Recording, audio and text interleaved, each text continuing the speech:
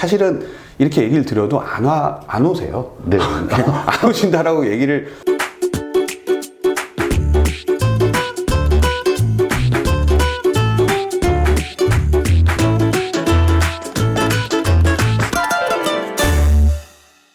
안녕하세요. 송파길맨 장택희 원장입니다. 자, 오늘은 안산길맨의 조승훈 원장님 모셨습니다. 원장님 안녕하세요. 네, 안녕하세요. 예. 안산길맨의 조승훈 원장입니다. 우리가 오늘 네. 성병에 대해서 얘기할 거잖아요. 네네. 남자든 여자든 검사 받다가 요도형 질염 나오면은 엄청 마음고생들 하세요. 네, 맞습니다. 이렇게 막 예. 상대방을 의심하고. 네, 실제로 이제 네. 뭐 산부인과에서 갑자기 균이 나와서 네네.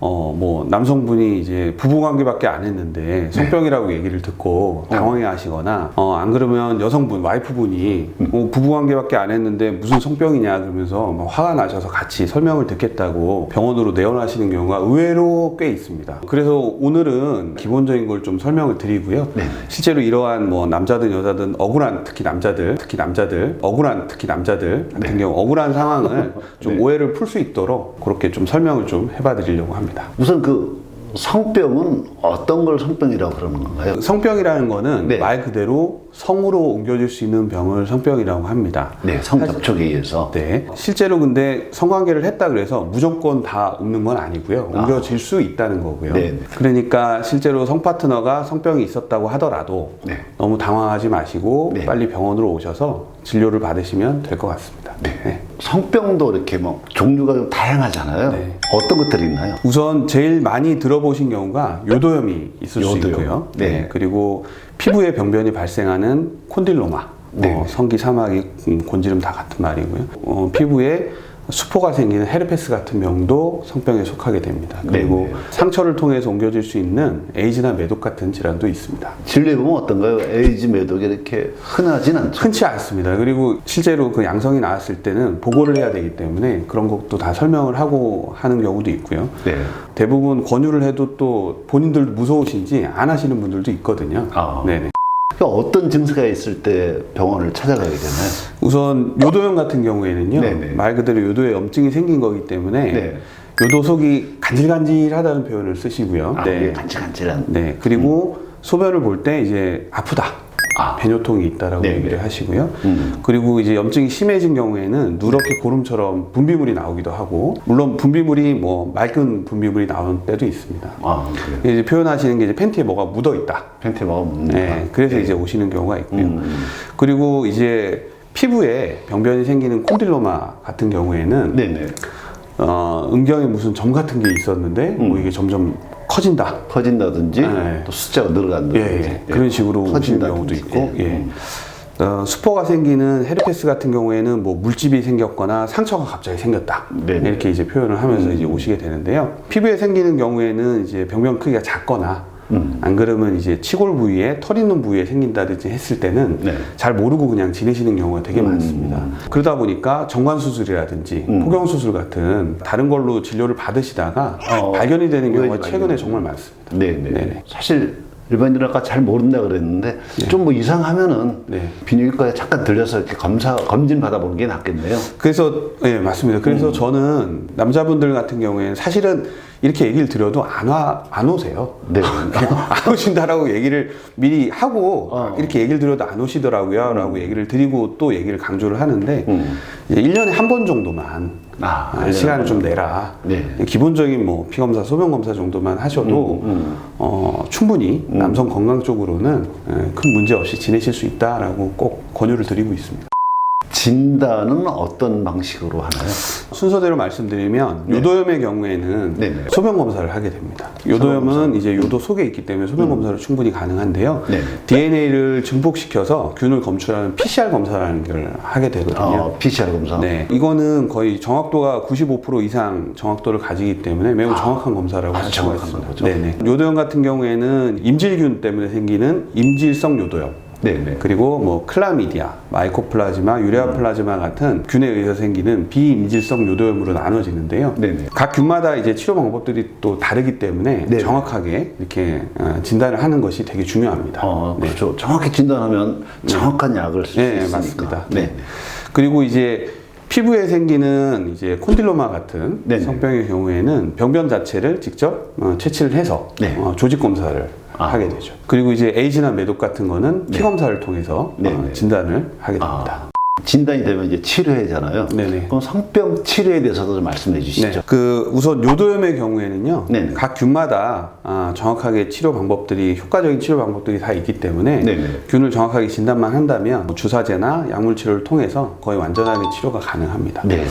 그런데 약을 좀 먹기 시작을 하면 증상이 좀 좋아지다 보니까 네. 다 나았겠구나 어. 생각을 하시고 성관계를 다시 한다든지 술을 다시 드신다든지 하는 약을 경우가 다 안 먹는다든지. 네, 그런 경우가 꼭 있습니다. 근데 그런 경우에 분명히 재발을 또 하는 경우가 많거든요. 아.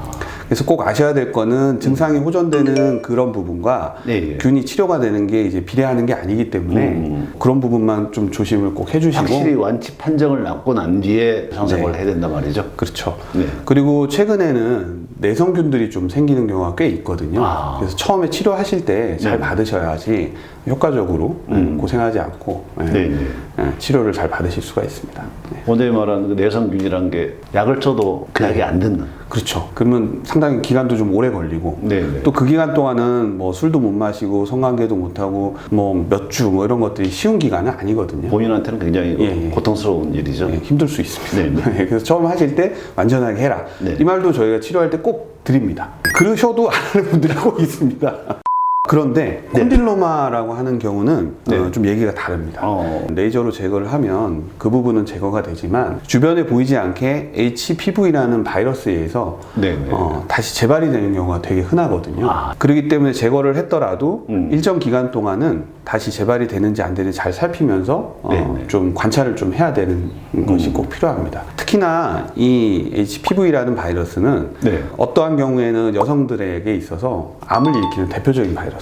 아. 그래서 이거는 절대로 쉽게 생각하시면 안 됩니다. 아, 그렇군요. 이 여성의 경우에는 이제 남성의 경우에는 재발이 되면 해부학적 구조상이 보이니까 네. 금방 병원을 찾아오실 수가 있는데 여성들의 경우에는 해부학적으로 본인이 직접 확인을 할 수가 없기 때문에 반드시 산부인과에 가셔서 진료를 꼭 받으셔야 합니다. 네. 네. 우리가 지금까지 성병의 종류, 진단, 또 치료에 대해서 알아봤는데요. 네. 처음에 말씀드렸듯이 네. 일명 나쁜 짓을 네네. 안 했는데 요대에 걸렸단 말이에요. 이게 굉장히 난처한 그런 상황인데 네.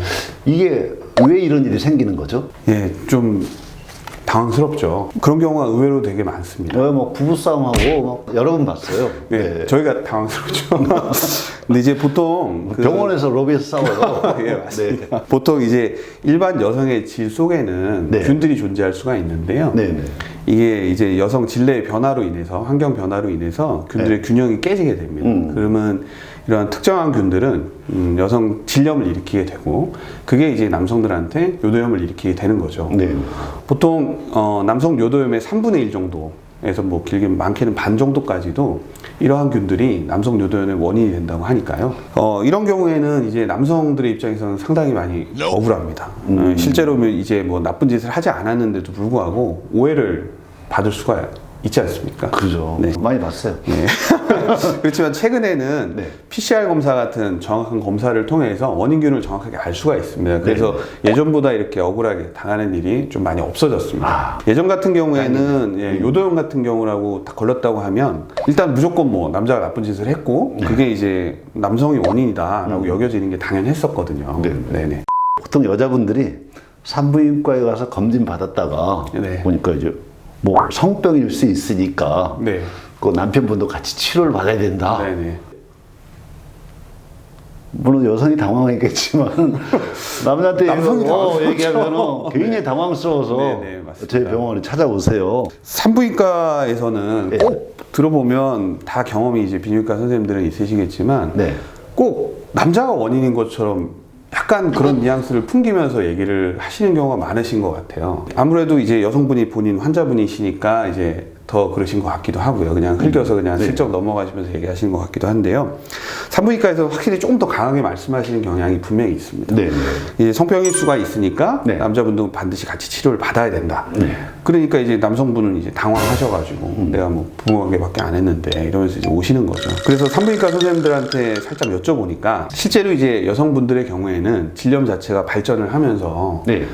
뭐 예를 들어서 특정 균들은 이제 골반염이라든지 불임까지도 이어지는 경우가 실제로 있을 수 있다 보니까 조금 더 강하고 적극적으로 말씀도 하시고 치료도 하시는 경향이 분명히 있다라고 해서 그래서 아마 그러지 않을까라고 말씀을 하시더라고요. 남성분이 먼저 균이 나왔을 때는 파트너도 검사를 해봐야 된다라는 얘기를 하는 거지 질환이 걸렸으니까 치료를 해야 된다라고 얘기는 하지는 않거든요. 왜냐하면 반대 입장에서 보면 지금처럼 이렇게 불화가 생길 수가 있거든요. 듣는 사람 입장에서는. 네, 그래서 말씀을 뭐 아다르고 어다르지만 조금 좀 조심해서 얘기를 하는 게 좀 좋지 않을까라는 생각도 들고요. 실제로 이제 이렇게 남성분들의 경우라면 그러니까 이제부터는 여성분이 그런 얘기를 산부인과에서 듣고 오시더라도 너무 당황하지 마시고요.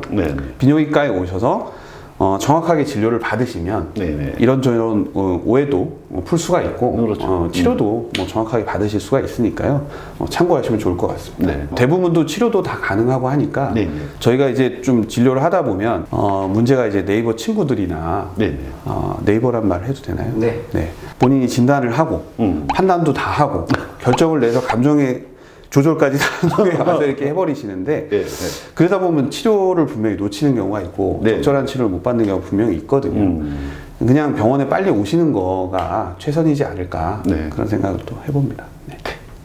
여러분 오늘은 안산 길맨 조승훈 원장님을 모시고 성병의 종류, 또 진단, 치료 그리고 나쁜 짓을 하지 않았는데 요즘에 걸린 남자들의 그 원인과 해결 방법에 대해서 알아봤습니다. 도움이 되셨다면 좋아요, 구독 부탁드립니다. 감사합니다. 감사합니다.